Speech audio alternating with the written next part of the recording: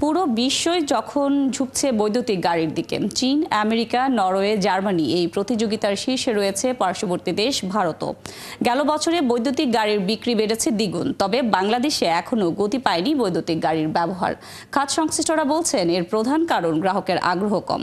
বিশ্লেষকরা বলছেন দেশের রাস্তায় বৈদ্যুতিক গাড়ি এখনও বাস্তব ভিত্তিক নয়, দরকার ইভির ইকোসিস্টেম। আরও জানাচ্ছেন ফয়সাল রয়েল। ডিজেল বা পেট্রোল চালিত ইঞ্জিন থেকে সরে দাঁড়াচ্ছে বিশ্ববাসী। নরওয়েতে বিক্রি হওয়া মোট গাড়ির ৮০% ইলেকট্রিক বা ইভি। পার্শ্ববর্তী দেশ ভারতেও ২০২৩ সালে ৮২,০০০ ইভি বিক্রি হয়েছে।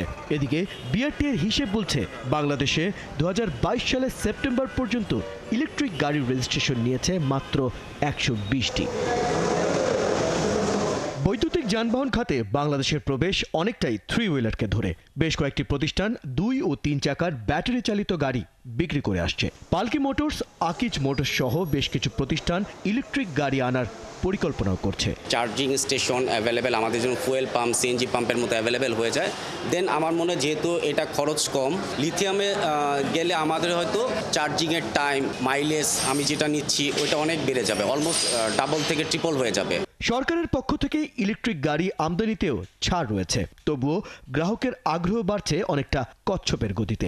একটা ইন্ডাস্ট্রি ডেভেলপ হওয়ার পেছনে একটা কনক্রিট পলিসি খুব ইম্পর্টেন্ট, যেটা নিয়ে আমাদের গভর্নমেন্ট এখনো কাজ করছে, আমাদের যারা স্টেক হোল্ডার আছে তারা কাজ করছে। আমরা যদি বলি স্মল মিডিয়াম বিজনেসম্যান যারা আছেন তারা থাকবেন, প্লাস ম্যানুফ্যাকচারার থাকবেন, প্লাস অ্যাসেম্বলার থাকবেন। ইকোসিস্টেম তৈরি করা কঠিন কাজ হবে না উল্লেখ করে এই পরিবহন খাত বিশেষজ্ঞ বলেন, দেশে ডিজেল ও পেট্রোল চালিত যানের জন্য থাকা অবকাঠামোগুলোই এতে ব্যবহার করা যাবে। পুরো পৃথিবী ইলেকট্রিফিকেশনের ফোকাসটা করে গণপরিবহনকে প্রথমে। ইভেন আমেরিকাতেও আমরা গাড়ি বানাই না, যারা বানায় তারা কিন্তু ফেজ আউট করে ফেলছে আইসি গাড়িটাকে। তাহলে এর সাথে যে ইকোটা আছে, ইনফ্রাস্ট্রাকচারটা আছে, সেটা যদি তৈরি না করি হোঁচট খেতে হবে। তিনি আরো জানান, বিশ্বের সব দেশ বৈদ্যুতিক গাড়ির দিকে ঝুঁকছে, আমাদেরও সেদিকে যেতেই হবে। আর এজন্য প্রথমেই পাবলিক যানবাহনগুলোকে ইভির আওতায় আনতে পারলে খরচ ও পরিবেশ দূষণ দুই কমবে। বেবি ট্যাক্সিকে 3 স্ট্রোক ইঞ্জিন দিয়ে প্রতিস্থাপন করে সিএনজি কনভার্সনের নীতিমালা এবং তার জন্য যে সিএনজি স্টেশনগুলি করা, এই যে কর্মযোগ্য ছিল, এটার ক্ষেত্রে কিন্তু সেটা ওরকম ভাবে দেখা যাচ্ছে না। ফয়সাল রয়েল, ৭১, ঢাকা।